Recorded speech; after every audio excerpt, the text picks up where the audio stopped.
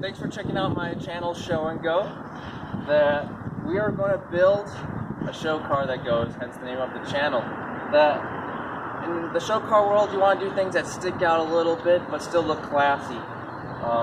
So a way to start off with that is the engine. Everybody turbocharges their Miatas, everybody LS swaps their Miatas. We're going to switch it up by doing a V6 conversion. We're going to use a kit from that allows us to use the J series engines from Honda. I have a J32 from an Acura and a TL that we'll be using. And so let me show you what we got so far. This is my engine bay. Got it painted same color as the outside. The outside's faded a little bit, so we're going to repaint that, and I'll show you the steps it takes to paint your own car. The engine bay is painted Mopar color, header orange. I love that color, it's one of my favorite oranges. We have some work to do to get this engine, the J32, ready for our conversion.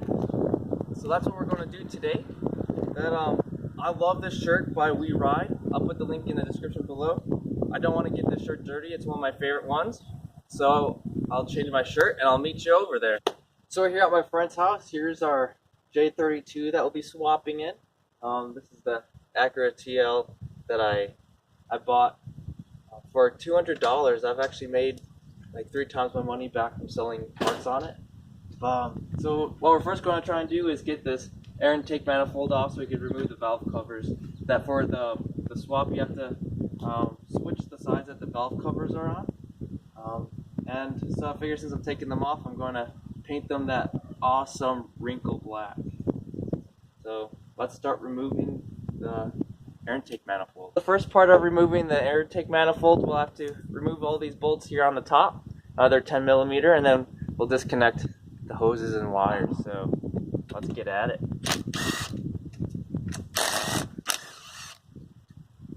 And it looks like they're all the same size, so that's good. Don't have to remember which one goes where.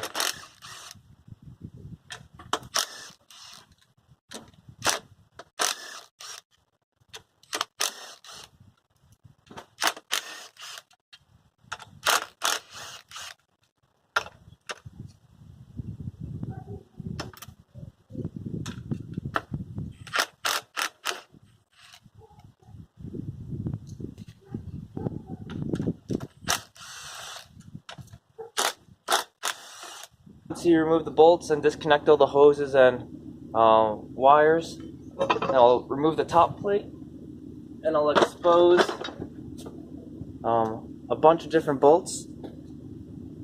These are what we need to remove next in order to take off the air intake manifold. You have those bolts removed. Slowly lift it up to make sure that you have nothing else connected. Bam, got your intake manifold off. Little bit of oil buildup, so I'll clean that out before we're all said and done. So next we'll remove all the wiring harnesses and the coil packs, so that way we can take these valve covers off. So to remove this wiring harness, you have a bolt here, 10mm, along with over here. And then you have this 10mm here. That'll give you a little bit more slack. And should be able to just unplug the coil packs and lift this whole wiring loom up and over to get it out of the way. Don't lose your bolts either.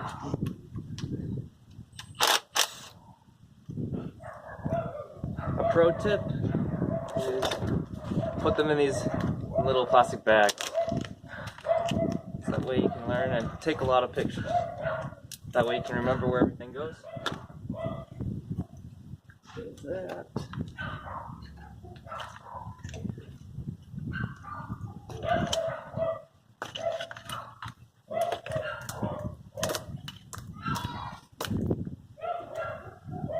There's a handful of clips here on the side, our connectors. So I'll try to remove those.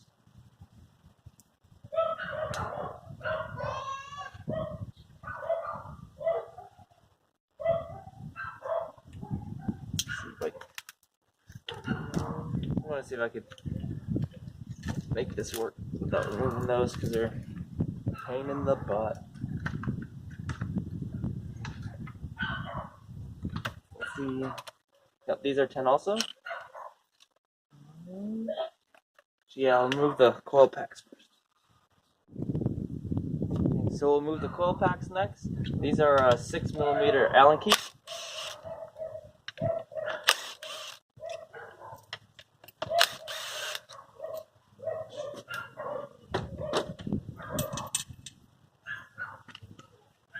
I'm interested to see how the valves and everything look under here.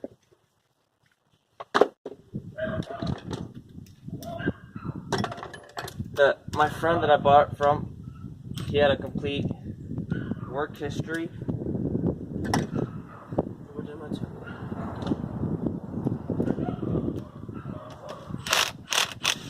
And it's had oil changes consistently since it was bought. He was the second owner. And I know the timing belt's been done at 60,000 miles ago. So this car, and it ran when I bought it. That the car got totaled because it was T-boned.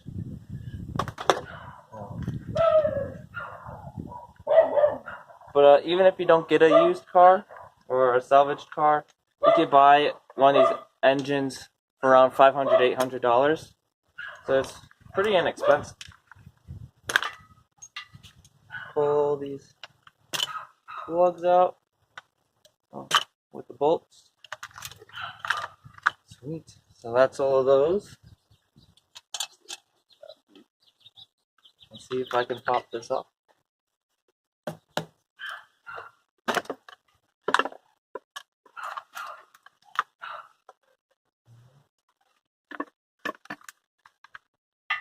Ooh, beautiful. Yeah, this is a very well taken care of motor. You could, yeah, I'll get you closer. That's all very clean. That's what you want to see. That's periodic oil changes. If it's really gold or dark brown, that's burnt oil. Well, you don't want to see it. The valve cover, oh, not valve cover, the intake manifold. That color is when oil gets too hot. Since there's no oil flow in the intake manifold, that's just blow by. So that's why it gets hot and burnt down like that. But yeah, this is super clean. And then you got this is your VTEC right here, guys. That's going to give us power. So we'll do the same thing that we did on this side to this other valve cover. This one will be a little trickier because my strap is in the way, but we'll remove the coil packs again, loosen up the wiring harness so we can swing that out of the way. The reason why you need to switch the valve covers to the other side is so the transmission bolts on the back of the engine like normal, but we're gonna be using the Miata transmission, so the firewall is gonna be right here, and it's gonna make it just a little tricky to fill the oil. So the way to get around that is that we'll switch this valve cover to the side that we just took off, and it should work. That's what the instructions for Minitech say, so I'm trusting them so far. Okay, so I got all those bolts off. So remove the dipstick so that long thing's just not hanging in the way. I'll just set it up here for now. And see if I can do this with one hand. Nope, I'm going to put the camera down and I'll bring it back once I got it off. Okay, so I got it off.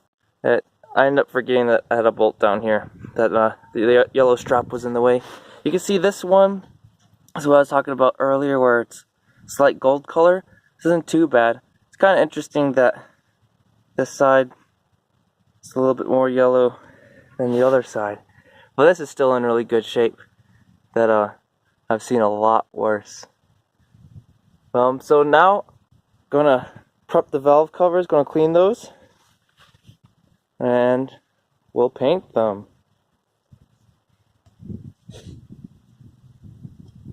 Valve covers a little bit. I just used your generic brake clean, and that removed all the grease and grime. The next step is to sand it, to make sure that the surface is abrasive, so the new paint will be able to stick to it.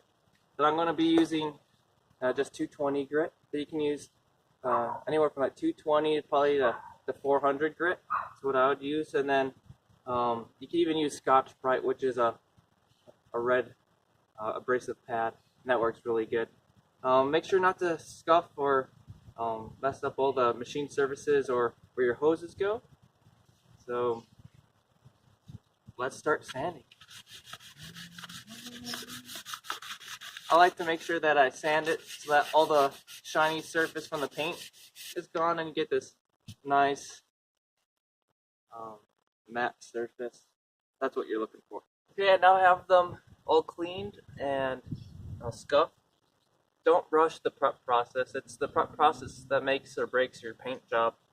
For the paint, we're going to use the VHT Wrinkle Plus. This stuff, as far as I can tell, is the best stuff to use.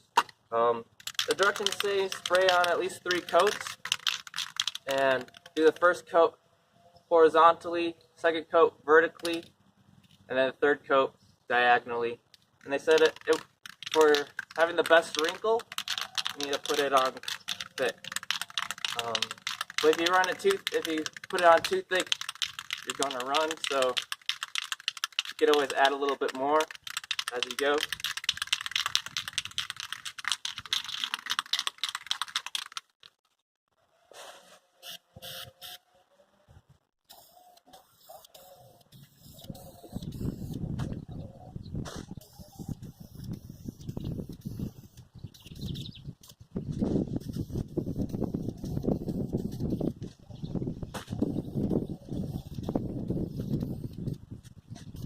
About 5 minutes passed, so I'm going to stick on the second coat. My camera stopped recording partway through, but of the first coat. So sorry about that.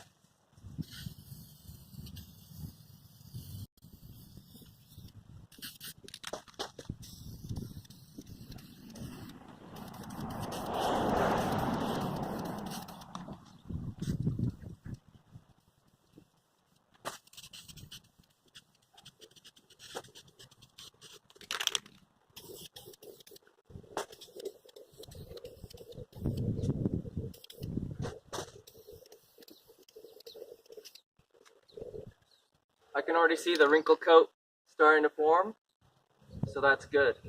One more coat to do. We'll let it dry just a little bit more before that. One more coat to do. It's already looking nice. Can't wait to see this black valve covers in my orange engine bay.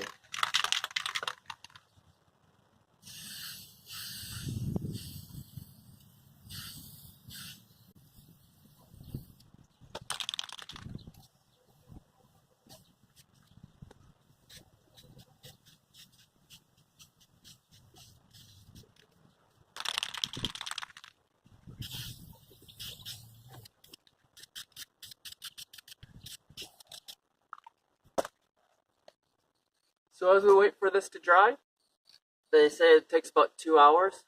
We'll start pulling off some stuff we don't need on the motor, like the power steering pump, and maybe a couple other things. So this is the front of the engine.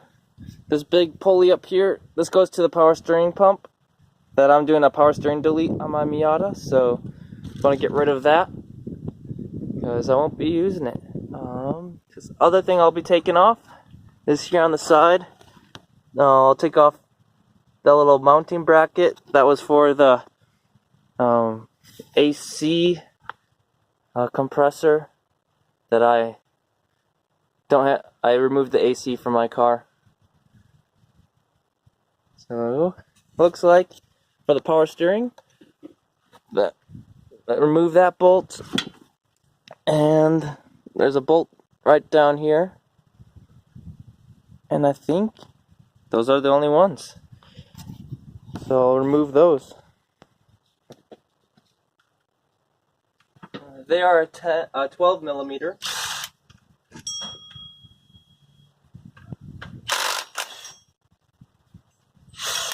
Voila. Gotta love Hondas. They're always so easy to work on. I'm going to put these bolts in a bag and label them as power steering pump bolts. So I'm not sure if I'll need them later. Sorry if there's the shadow down here and you can't see, but there are 4 bolts. I'll see if I can put them up. So we got 1, 2, 3, and 4. And then we got one in here right in the front. So I remove those 5 bolts. Let's see if my little impact driver works. Nope, those are on there tight. Bringing out the old school wrench.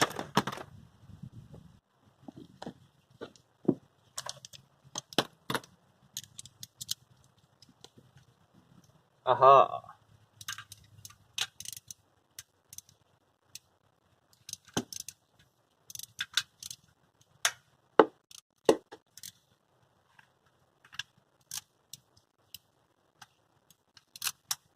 Get on there.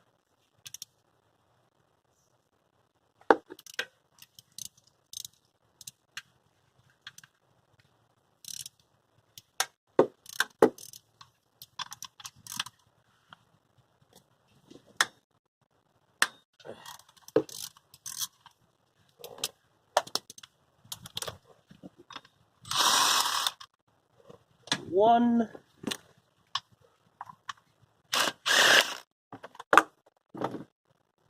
Take the extension off. Sorry if my head was in the way.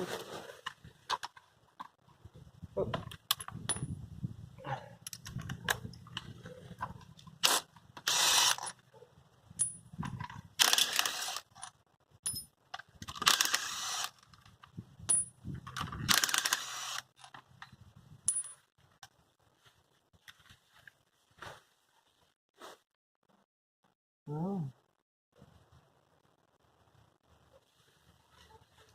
That bracket helps hold on the alternator.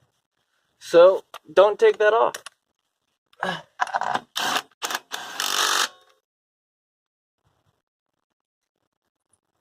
Therefore, if you do take it off, the 4 shorter bolts go in the side.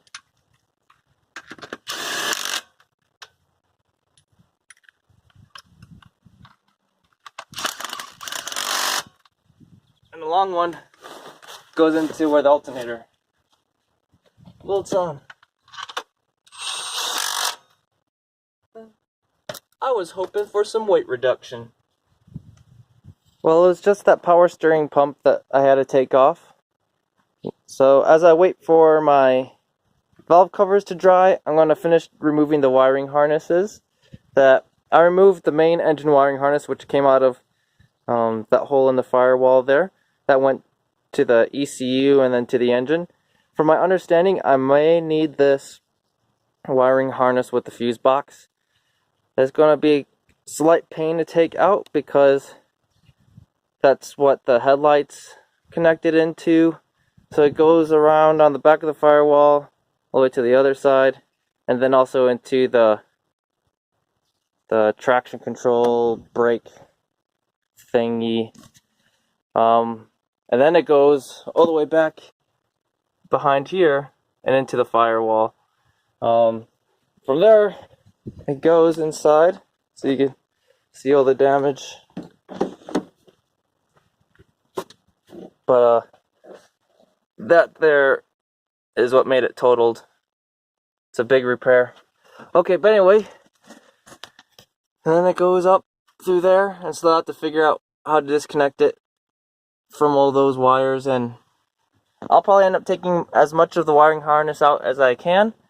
I'd rather have it and not need it than need it and not have it.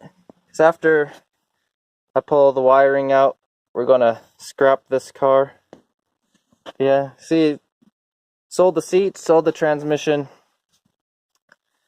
Pretty glad with everything I was able to sell out of this.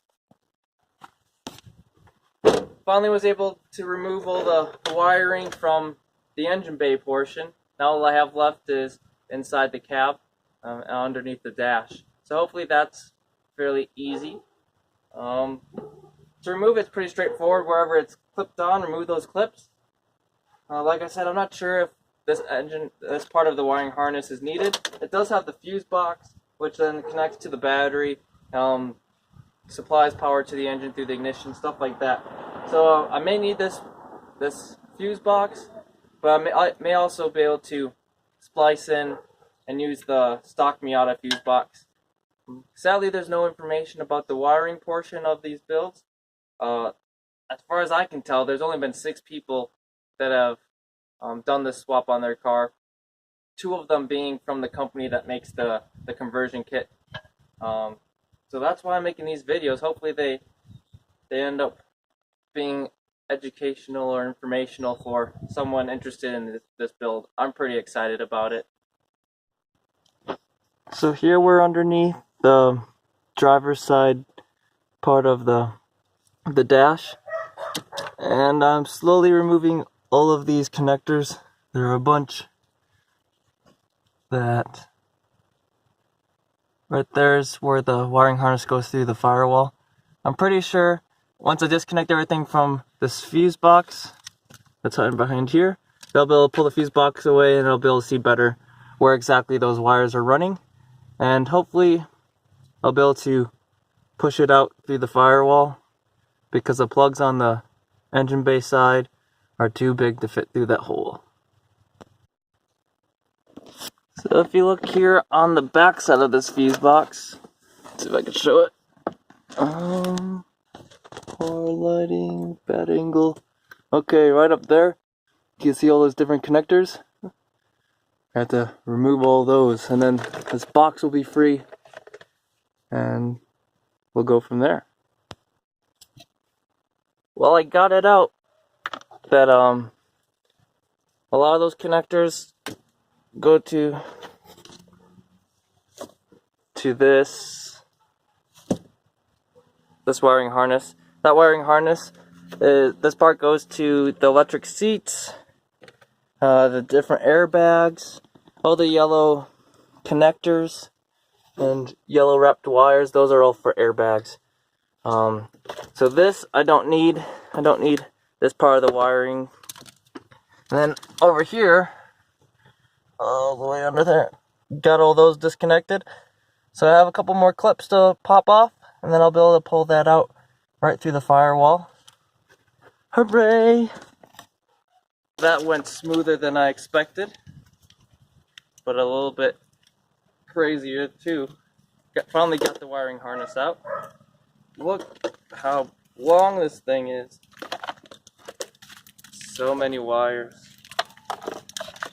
This I'm not sure that we'll need, but I'd better be safe than sorry. For the conversion, you for sure will need the ECU. This is located under the dash on the 2004 that I have. Some are underneath the floorboard by the passenger foot. But yeah, you'll need that part of the wiring harness. This goes into the engine wiring harness. And then you'll also need the throttle cable connect to the throttle position sensor. The engine's run by throttle by wire, and so this throttle position sensor then connects to the engine harness and controls the throttle that way. So you'll need this one as well. Our valve covers are finally done drying, so we can stick those on. They turned out awesome. I'll give you guys a view how those turned out. I'm super happy with how they turned out. The texture is very consistent and uniform among the two of them. Looks so good. So let's peel off the spots that I taped off, and we'll start sticking the engine back together. I also have new valve covers valve cover gaskets I'll be putting on. So with the valve cover that has the oil filled cap, there's also this plug that I took out when I sprayed it. So whatever you take off, put back on. And this is my valve cover gaskets. Good, they come up. So whenever you replace your valve covers, that you'll probably end up getting different new seals for your bolts. You get your spark plug gaskets and your actual valve cover gasket. So flip this over.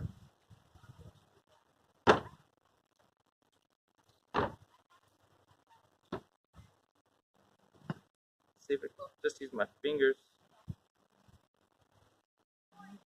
Get some wheel nose. Just be careful when pulling up these that you don't score the side of your valve cover.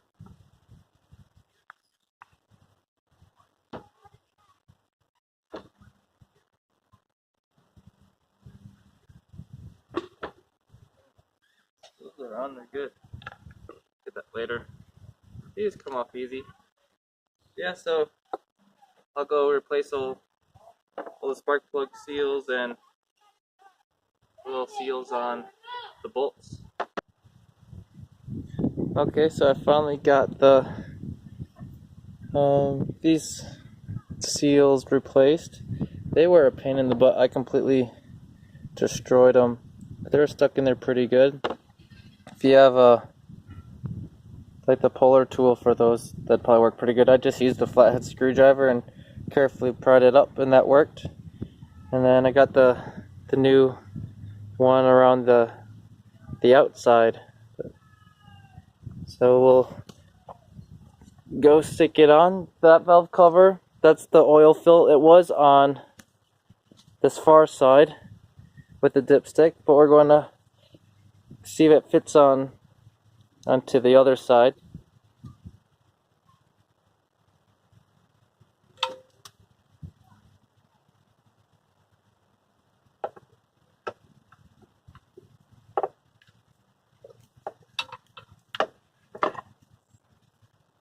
Well, it looks like the bolt holes are lining up.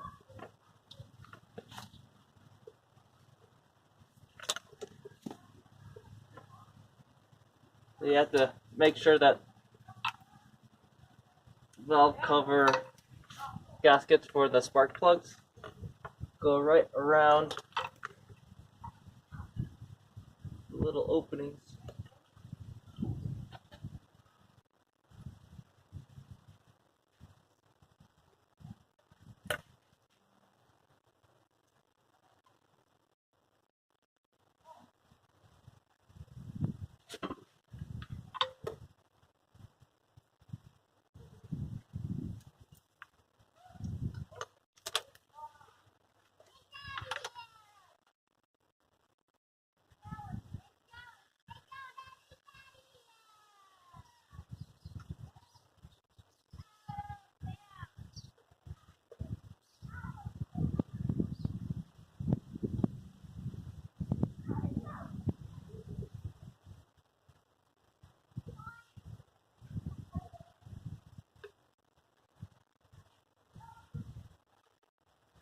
And it seems like you could just use your finger to help push those in.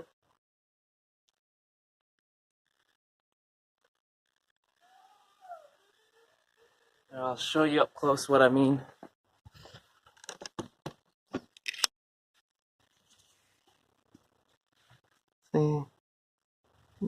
See how that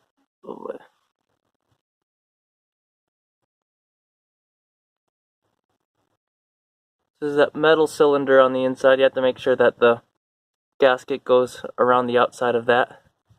You just use your finger to help push that in the correct spot. And then after you do that, then we'll stick the bolts back in all those holes. There's 4 long ones and a short one. The short one goes at the top. through that one. That's where the short one goes. Well, I'm glad I checked the dipstick before completely bolting it down. That many tech in their directions says to switch the valve covers, that way you have the oil fill on this side so you could access the oil fill easier. But there's something inside the engine that makes it so the dipstick doesn't go all the way down. So I'm going to put it back to the way that Honda intended it. And when I fill it up, I'll just have to use a funnel. This is where having an engine stand would be nice.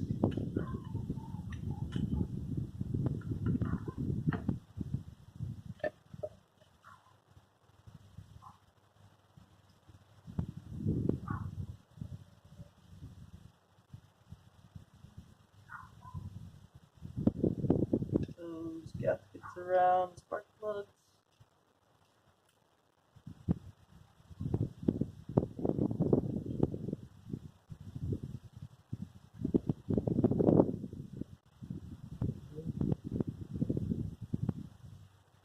Grab my bolts.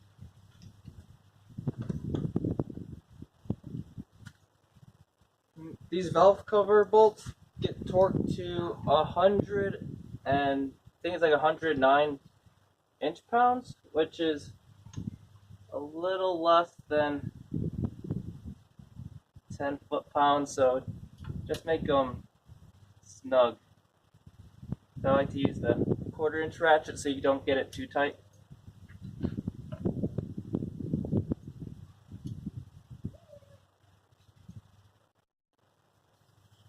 Okay, so to torque them down, you want to do this top one, the small one, first. And you just want to do them all a little bit at a time. So you get that one snug, and this is the second one that you do. You 3, 4,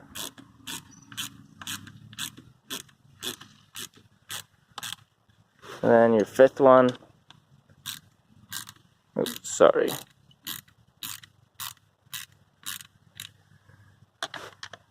And remember, you're only going to 10 foot-pounds, so that's like hardly nothing.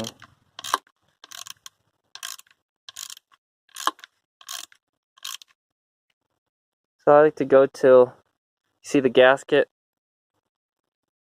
smushing out a little bit. See how that one's compressed more than, let's say, this one, or that one if the lighting's better. So you want it to be slightly compressed. Then we'll get them all tight.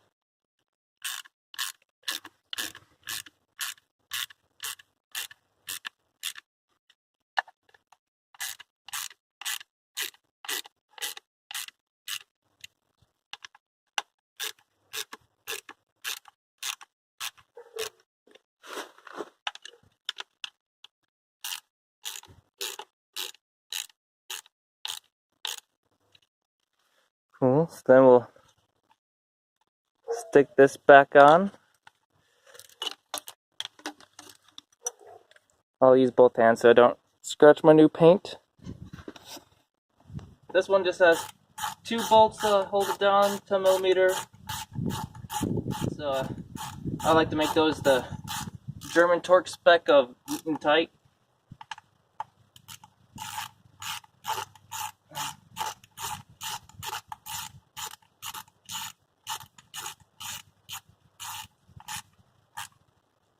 And you have to remember that you're just going into aluminum, so you don't want to over tighten it, otherwise you'll strip it out. Now we'll put in our coil packs.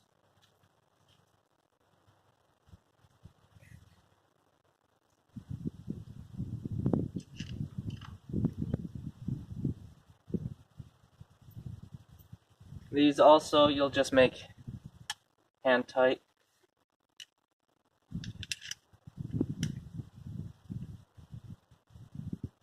I'm really happy with how this valve cover turned out. It looks very clean, very nice.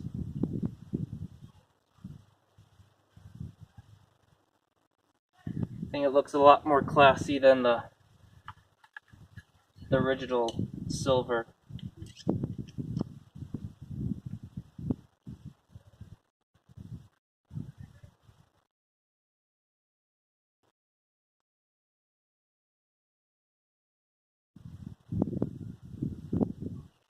I'll grab the 6mm Allen key.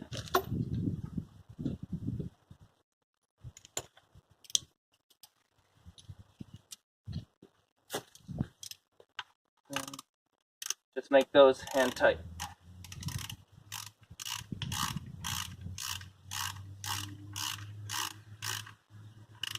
So I go, once you feel it that it's snug, then just a little turn more.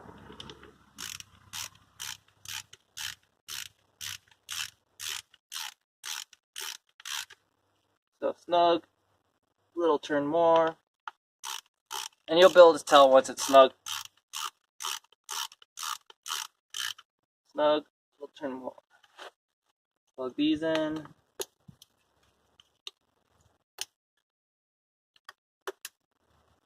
And put the stick back in.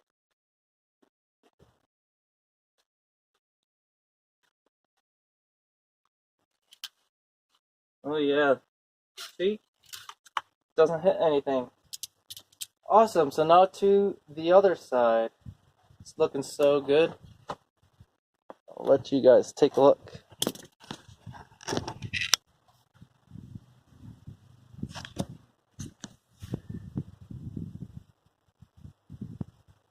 You'll be able to see the other side better once I get that on, how it looks, just because here I'm in a shadow.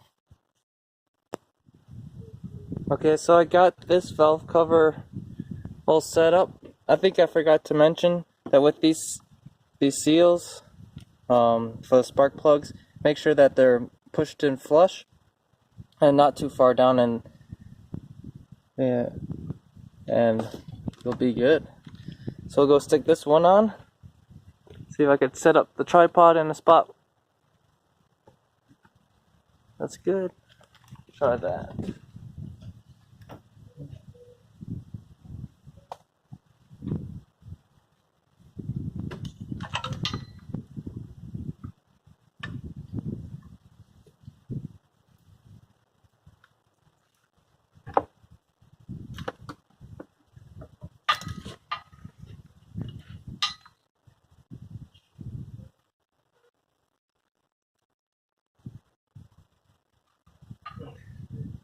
There's that. Up here's my screws.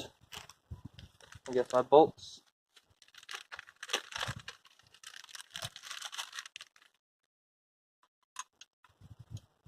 So according to the box that this valve cover gasket came in, there's a GMC engine, or a GM engine, that's the same. And that uses the same gasket. That's kind of interesting. Yeah, there's a 3.5 liter V6 that GMC uses, and it's the exact same engine. Kind of interesting. I have to look up what truck that was. The only thing I could think of is maybe the Colorado.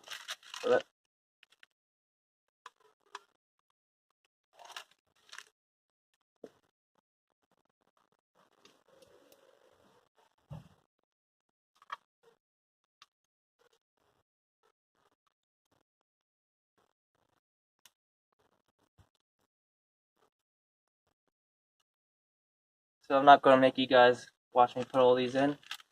But yeah, so stick those all in, torque them down to 10 foot-pounds or just snug. Same with this wiring harness, just snug, and snug for the coil packs. Awesome, so I got that valve cover all put back on and everything. bolted on. Now I just have to put the intake manifold back on. Then I'm going to replace the gasket before it's all said and done.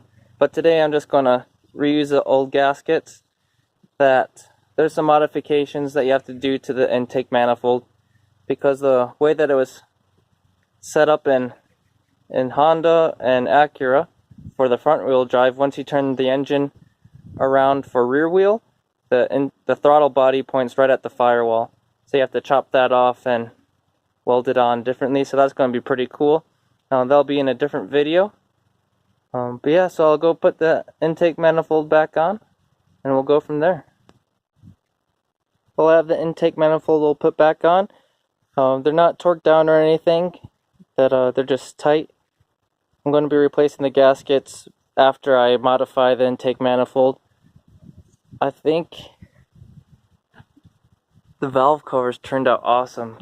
Super happy that this Acura VTEC plate, that I'm going to end up painting that the same black as the black wrinkle paint.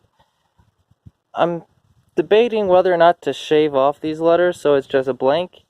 Comment down below if you guys think I should keep it or if I should shave it off, and if I keep it, should I leave it the silver metal or paint it red or a different color. This is all for today. Hopefully my other parts come in next week or this week, so that way I can swap out the subframe and the suspension and get everything ready to drop in the engine. I'm super excited. This is going to be a sweet build. It's going to be it's definitely going to be unique. That there's not very many orange Miatas, let alone V6 swapped Miatas, and I can bank on there's not very many J series Miatas. This is going to be awesome. Until next time.